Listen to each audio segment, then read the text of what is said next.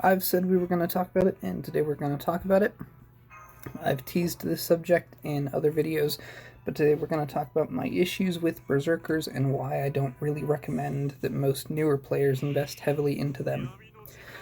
So, when I think of the Berserker class in this game, the thing that kind of comes to mind, for me at the very least, is kind of some of the things that one can do. In my daily life, I coach at a boxing gym. That's how I'm employed. And in that setting, there are things that people can do in the early goings to sort of find more success than they otherwise might. So, like, you might be right-handed but box southpaw, or better yet, like if somebody has a real natural gift for like throwing power punches, for example. That comes very easily to them, and in the early days when they're sparring with other beginners, they can just bulldoze people. But if you rely on that for too long, there comes a point, 6 months in, a year in, when your sparring partners have gotten pretty good themselves, and maybe now you're sparring with the more intermediate students or that kind of thing, and all of a sudden your power punches aren't working anymore, and you don't have that strong fundamental understanding to fall back on. And so you end up kind of lost and less effective than you ought to be given how long you've been doing this. And I kind of think of Berserkers in that same sort of vein.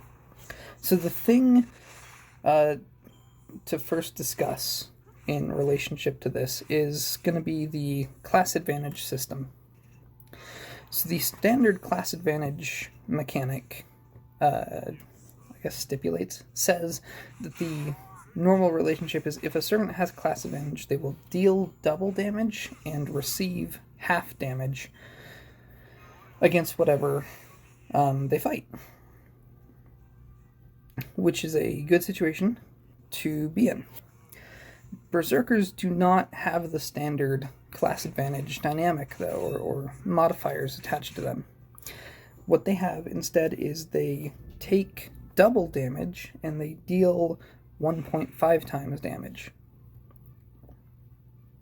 So they actually have class disadvantage, or the equivalent thereof, in terms of the damage they're receiving, and they do not benefit from the full advantage of class advantage in terms of the damage they deal out.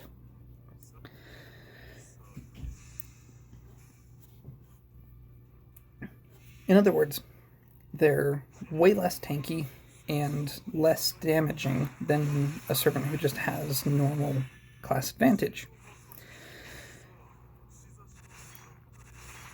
So already you can see that they're kind of, the word that I tend to use to describe them is non-optimal. They're just not quite as good at doing their thing compared to more standard, counterclassing type servant picks. There's a couple other things to consider, though. Among them, you have the concept that, how do I want to phrase this? This video is unscripted, can you tell? If you have like the enemy that I was just fighting a second ago that had ballpark of 200,000 HP, if I was fighting that enemy and I needed to do a bunch of damage, I would do basically one of two things. I would do either what I just did, which was a Noble Phantasm, or I would go for crits.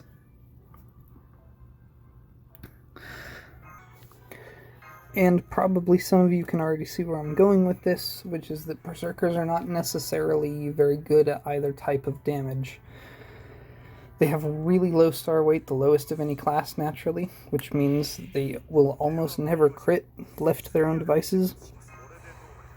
And most of them, since they only have one arts card, are not going to be spamming out their Noble Phantasms multiple times in a fight, especially if they're in a team, as you generally are when you're playing this game.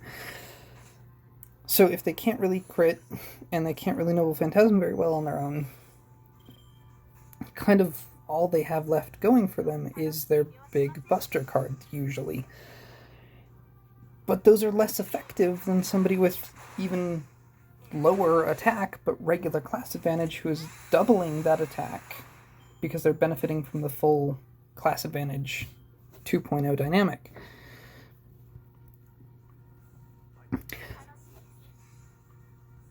The other big thing, and this is something that doesn't necessarily apply at the beginning of the game, but does as you get further on, which is the fragility of Berserkers, because they are receiving double damage at all times. If you are fighting enemies like the ones I'm fighting right now, and they're just never really going to get a turn or have a chance to do anything significant, then yeah, you can bring whoever, and it doesn't really matter, you'll probably win. But when you get up into the Lost Belts or into the later Singularities, and the game is regularly throwing enemies at you with 50,000 HP or 70,000 HP, bosses with 1,000,000 HP, you really do not want a roster full of servants who die in one hit. Or who die if they happen to get crit, you know what I mean? So the survivability of Berserkers is not a huge issue right at the beginning, but does become one when enemies get tougher.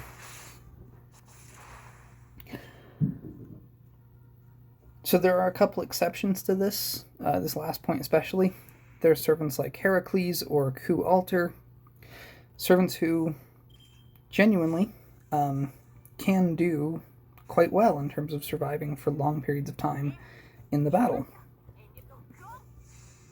Those Berserkers are fairly few and far between, and those ones are not necessarily what you want out of a Berserker, because most of them have kind of low damage for their own class, because their whole skill set is based on survivability.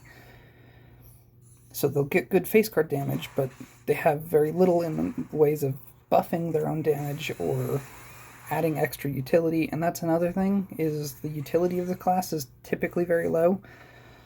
Like if I asked you to show me a Berserker who can NP seal or pierce invulnerability, you'd maybe be able to find some, but not that many. So even a servant like Arjuna Alter, who we'll be getting soon, is an extremely good damage dealer and good farmer, but I would probably never bring him to a challenge quest because his skill set is so narrowly focused on just dealing damage, and there are times when you need to do a lot more things than just deal damage. So in conclusion to all this, Berserkers are just never really the best choice for anything in terms of clearing, like, challenging content. There are places that are good, and I'm not saying you can't use them. I know you, person who's watching this and is frustrated, I know you cleared the entire game using nothing but Berserkers and never had a problem.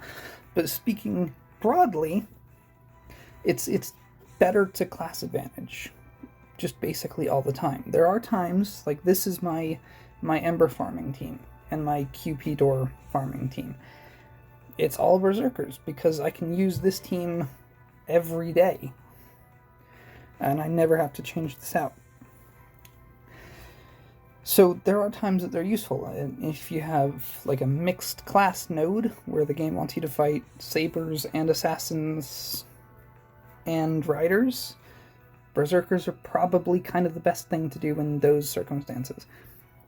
However, those circumstances, again, are fairly few and far between.